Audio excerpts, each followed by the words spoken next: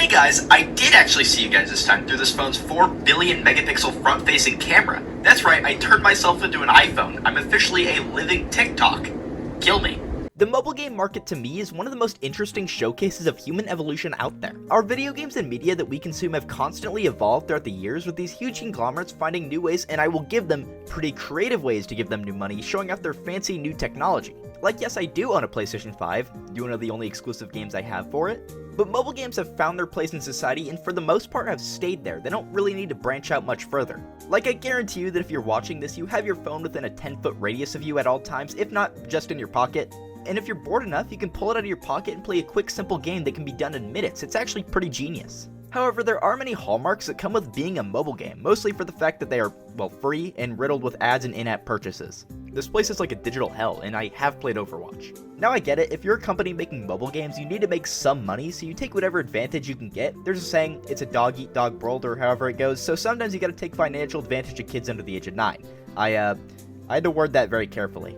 Oh, and here comes Nintendo. Even compared to a system like the Switch, with your phone, you can bring it anywhere you want with no limitations. Like, you can easily sneak into the bathroom at work without looking like a creep, so in many situations, you gotta get by with some bubble pop. However, I would be lying if I said I wasn't more of a short-form content fan. I love my Instagram Reels. Remember that one time when they had gore on there for like a day straight? How the hell did that happen? Late during the Wii U generation, Nintendo was at a crossroads, as their console was a miserable failure and they weren't making any money, but Nintendo also has a strict policy on keeping their games on their console, so when investors pretty much begged them to put their games on mobile devices, it was a hard no. But after multiple years of miserable failure, Nintendo did the gaming industry equivalent to selling naked photos of your body and made their first jump to mobile devices with a little game called Miitomo. Now, what the fuck is a Miitomo? Well, essentially Nintendo gave the investors what they wanted by having a game out for mobile markets, but also at the same time did none of what they asked for because, well, look at it. Miitomo is less of a game and more of a social media platform with a focus on a younger user base, which if done right is always a great idea, like prevent bad things from happening to kids. Who would have guessed? Evidently not pretty much every major social media platform out there.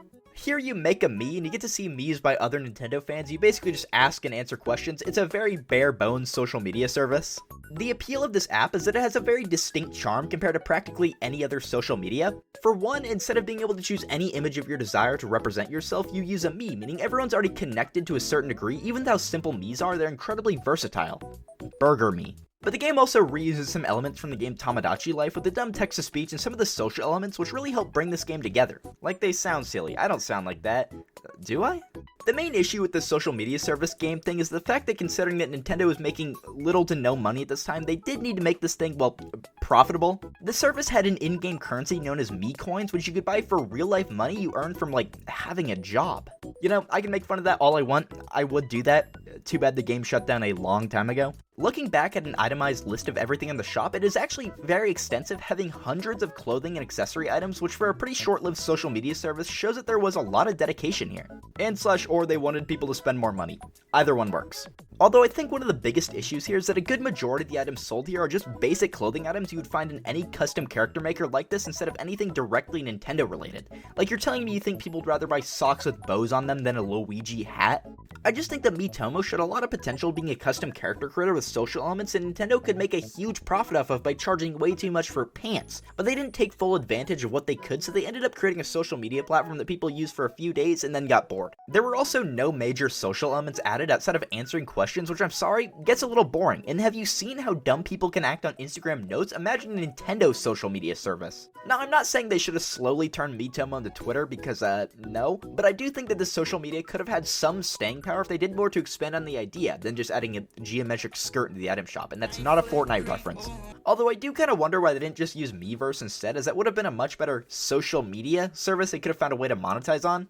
I gotta talk about Miiverse someday. I love that social media. You can genuinely find great artworks on there as well as the other stuff. Also, I think Nintendo has been beyond afraid of running any sort of social media service after the whole PictoChat scandal, where sadly multiple kids have been groomed after being said terrible things on the platform, so Nintendo hasn't really done much of that since. I mean, it's for the best that if you don't have the proper materials to moderate a platform than to not have a platform, but I did love myself some Miiverse. Now, on a more positive note, Super Mario Run. That is not a more positive note. What am I saying? Considering Miitomo never saw the success Nintendo wanted with it, they decided to actually use their brains and put a Mario game out for mobile devices. Now, a lot of companies will just put out less than stellar ports of console games for mobile devices, but Nintendo understood that while they could get away with porting the original Mario onto an iPhone, a mobile-fitted game would work better and also probably make them a lot more money. At the 2016 Apple keynote, Shigeru Miyamoto came on stage to announce the next Mario game would be made for mobile devices, Super Mario Run, and be an exclusive to Apple devices for around a year. Super Mario Run took the limitations of playing games on an iPhone and used them to their advantage. Lots of pronouns. It's not really ideal to use your phone in landscape mode while sitting on a bus to play a game, so it's designed to be played in portrait mode, and with less screen real estate, they decided to make this game an auto runner. You need to time your jumps the right way to play this game, and even though it may sound like there isn't a lot to do here, it can actually be very fun and creative at times. When you first install the game, you have access to a few levels so you can get the general gist of the game down, but after those, Nintendo does the ultimate fuck you and charges you $10 whole for the rest of the game. Now don't get me wrong, I'm completely fine paying $10 for a mobile game, but I wish they would have just charged you outright instead of letting you play a sixth of the game and then calling it there. And it really sucks because the rest of the levels here are genuinely fun levels to go through, but so many people were turned off, and probably in a weird way, to the freemium model of this game. But I can also see this turning a lot of kids away from the game because the most they've spent on a mobile game is probably like $2.99, so when you throw a whole extra digit in there on them like that, that's kind of crazy. But if you're a brokey kid who couldn't get his mom's credit card, there are a few other things you could do with this game, like build your own Mushroom Kingdom. Another way they chose to monetize this game was by selling you certain house and town items to build your own Mushroom Kingdom with, and surprisingly you could do a lot just by playing the game and not spending your own money. You could also do this gauntlet race thing called Remix 10 where you collect stars and rack up points, and you could even compete against other players, which I got pretty into during an 8-hour car ride I had back in 2017 and then never touched again. Overall, I actually really like Super Mario Run, and I would even say for such a high asking price, this is one of the best mobile games you can get your hands on, especially because you only pay one time, you never see an ad, and you never have to purchase anything else. And in the mobile game market, that is a gift from God. Now this game did insanely well, but evidently Nintendo wasn't happy with its sales because after this Nintendo went a little wild with their in-app purchases. I really wish Mario Run could have brought in a new era of mobile games, an era where you could pay a premium price for a premium game and not have to worry about 10 ads popping in your face at once. Although, I guess nothing beats a tried and true method of putting dozens of advertisements in a developing child's brain. The numbers don't lie. After the success of Mario Run, it was clear Nintendo could stand in the vastly changing mobile market, so after this Nintendo started pumping out even more games like Fire Emblem Heroes. Oh. Now I won't lie, I have never played any other Fire Emblem game besides this one, and this one I touched for like 2 minutes and got bored, so I don't know if that's a great way to introduce me to the series. In this game, you have a simple grid map where you need to battle enemy teams to progress your team and its movesets over time. It's actually pretty in-depth for what I've seen, but this is just a bare-bones strategy-based game to me. I'm sure there's something special to it, but look at me. What I found to be most annoying about this game, and it actually kind of ruins the game in my eyes, is that the game is monetized very differently compared to the previous two games, where they had in-game shops where you could buy items for decoration, and in Mario Run's case, the rest of the game, this game goes with an energy system of monetization, which in my opinion is the scummiest and most annoying way you could monetize a game. Basically, you get a limited amount of energy you can use in a time frame, where once you play a match, you lose a bit of energy, and once you run out, you can't play until you wait for your energy meter to fill back up, or if you're really dedicated, you pay for more energy. Now, in my humble opinion, if you've ever paid for more energy in a game like this, you deserve to have your fingers removed so you can never touch a screen again, and then also have your toes removed, and then be castrated, and then have your eyes plucked out. I just straight up hate this form of monetization, and I can't even respect it like shoving ads in my face. You're just actively pushing people away from your game, and if anything, you're discouraging people from spending more time in the game. Sadly, this game probably made a lot more money than Mario Run with its more sneaky monetization scheme, which definitely set Nintendo up for a not so bright future in the mobile game industry. The next game released for the mobile market was actually one of the series that made the most sense to be put on phones, being Animal Crossing with Animal Crossing Pocket Camp. This is actually a pretty in-depth Animal Crossing game, and while it doesn't have anywhere close to the amount of content like New Leaf or Horizons have, it still has a lot. It was built from and reuses a lot of assets from New Leaf, which definitely does make it blend in a lot with that game, which is pretty lame, but otherwise, yeah, this is pretty much just a full game. I haven't really ever vocalized this, but I have a ton of appreciation for the Animal Crossing series, and it's one of the few games I had when I was younger that I was actually kind of confident with my skills with, mostly because you don't really need skills, you just kind of need to grind. I did have fun playing this game. I remember playing it a lot when Animal Crossing New Horizons released for some reason, but even with how much content this game has, it still feels a little empty compared to the real Animal Crossing releases on consoles. Now, I think the main issue here is that everything just feels a little mobilized, because, I mean, no duh. But just like the rest of the games I've talked about here, they do need to make a profit on it by monetizing it, and well, this game was pretty egregious. About half the items and all the cool ones were only purchasable with real-life money, meaning that if you actually want to have cool decorations and have a cool place to live in, you're going to need to fork up a lot of money, and I mean a lot. Like, how do you get away with some of this stuff? I mean, at some point, just like, look at your living situation and be like, I should probably focus on this. This is nowhere near as bad as Fire Emblem Heroes, because here at least they let you play the game as much as you want to, but if you're someone like me whose favorite thing to do in Animal Crossing is to decorate your house, this game is a little boring because I'm not spending money on this.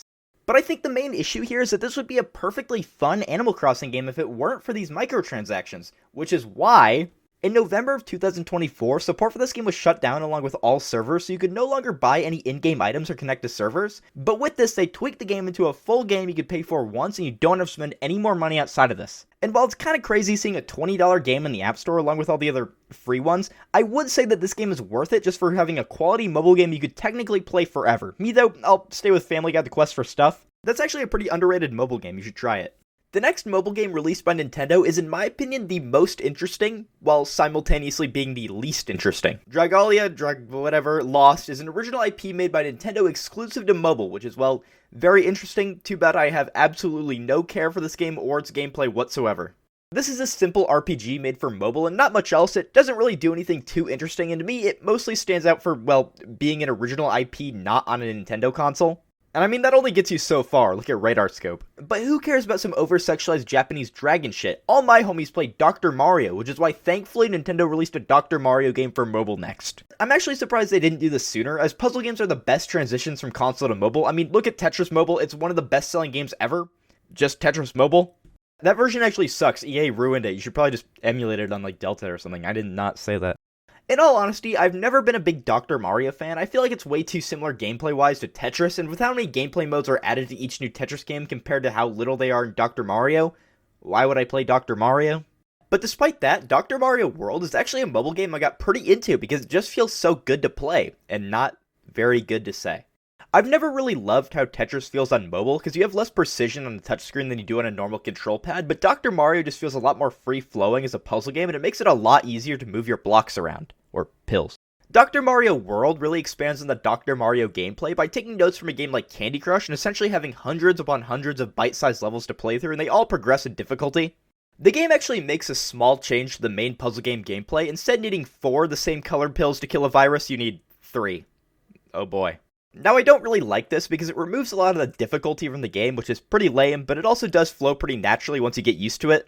But most importantly to me, you can play as doctor versions of many Mario characters like Dr. Mario, Dr. Luigi, and my favorite, a stack of Goomba doctors. Which establishment gave these dudes a medical degree?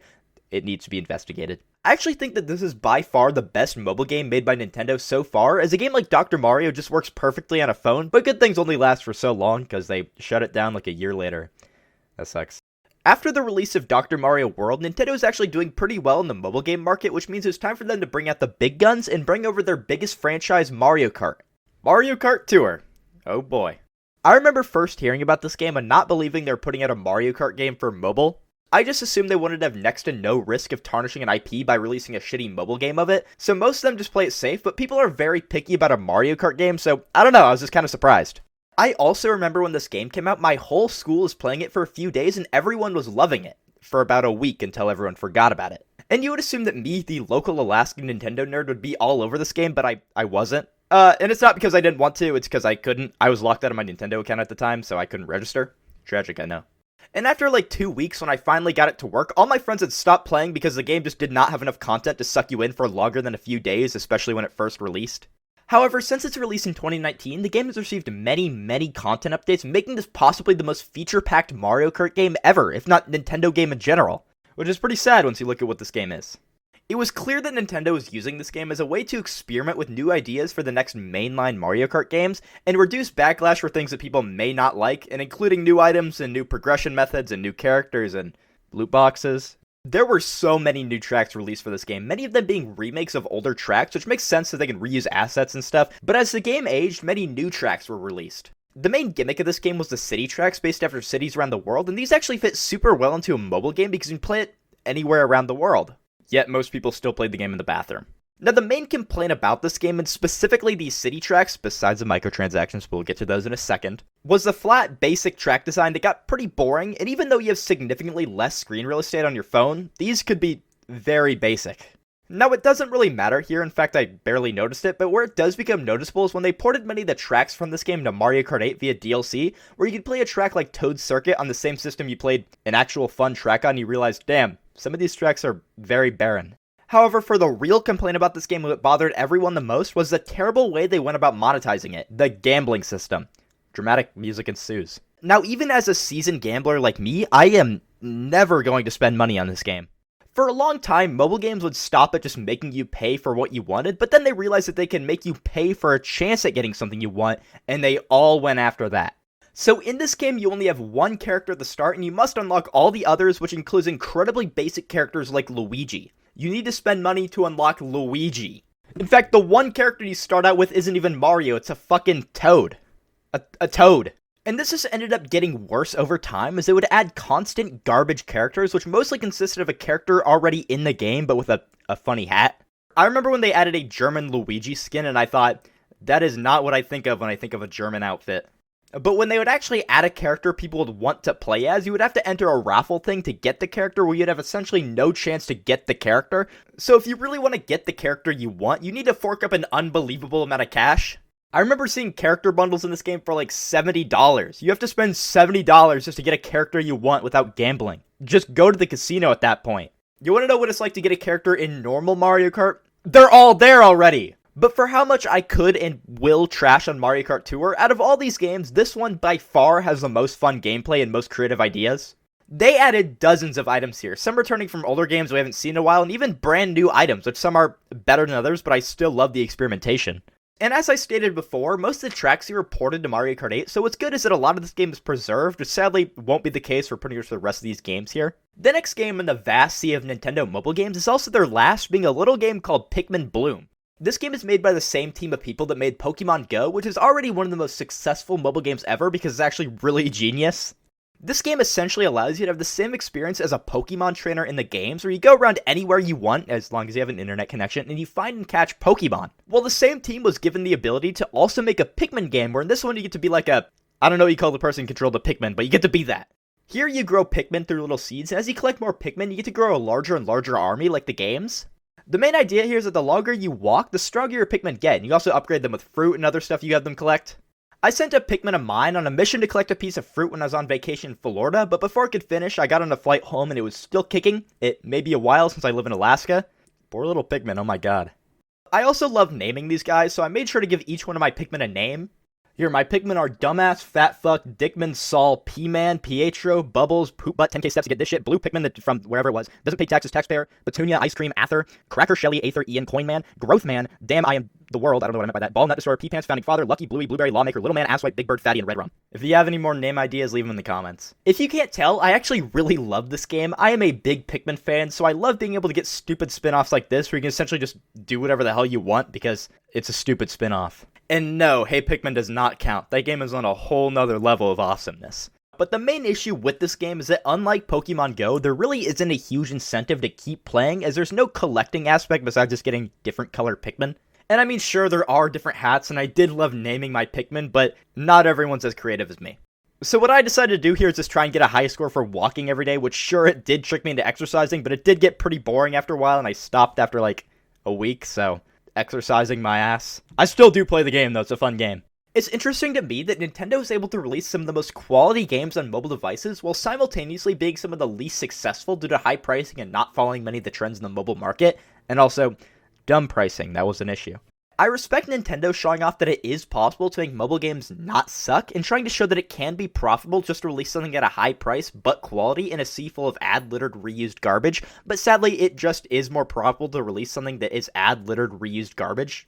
I would know. Now, I don't expect to see a Mario game on a PlayStation console in the future or something like that, but it really does show that Nintendo is willing to go a little out of their boundaries, even if it's only like a few inches. It would have made more sense for Nintendo to do what Sega does and put out a million Mario games and just copy the gameplay of a million other mobile games, but Nintendo truly does care about what they put out most of the time. Some of the time. You may have noticed that I neglected to mention any of the Pokemon games besides Pokemon Go, and that's because Nintendo doesn't technically own nor publish these games, and Pokemon had been putting out mobile games since like 2011 with Pokemon TCG Pocket. In my opinion, a lot of these games are just processed garbage and I don't care about them, but I would love to do a video about the legacy of Pokemon Go someday, and because I love to embarrass myself, I did get pretty into Magikarp Jump back in 2017, and Pokemon TCG Pocket is way too complicated for me, so... Now I guess all I have left to talk about are the Nintendo apps they released during the Nintendo Switch generation with the parental controls and the online app. Most of these are just apps that let you control the apps from your Switch onto your phone. More recently, Nintendo released Nintendo Music and Nintendo Today, which are actually pretty cool apps that I would never have expected Nintendo to actually make. Nintendo Music allows you to listen to soundtracks for Nintendo games being drip-fed you over a period of time, and while I'm not the biggest game soundtrack listener, I have popped this app open more than a few times and have enjoyed it. It's a pretty quality music app. Although the way they drop music is beyond annoying, only dropping 1 or 2 soundtracks a week, and sometimes it's just music from a Game Boy game where it's just like 4 songs that just beeps in your ear. And Nintendo News is a news app that doesn't talk about Donald Trump and instead allows you to stay up to date on all Nintendo news directly funneled through them. I actually really like this app because it let me stop using Twitter as much to keep tracking Nintendo news, which is always greatly appreciated. Follow me on Twitter if you dare. But yeah, this has been Nintendo's foray into the mobile game market, one of the more interesting cases of a company that primarily makes games for consoles going into a completely different ecosystem with completely different expectations. But I think in the future, the best way Nintendo could release games for mobile devices is by allowing some of the Switch Online consoles like the NES and Game Boy to be playable on your phone. Because I can definitely see some people paying for a Switch Online membership even if they don't own a Switch just because of how cool it is to have classic games like this ad-free on your phone. But truthfully, I think Nintendo should just stick to what they're best at, and I'll stay with the seasoned mobile game companies and stick with like Subway Surfers. And mostly Instagram Reels. Hey guys, welcome back to Coil Gaming. Today we're going to be playing Flying Queep. Motherfucker! Why'd you send me here?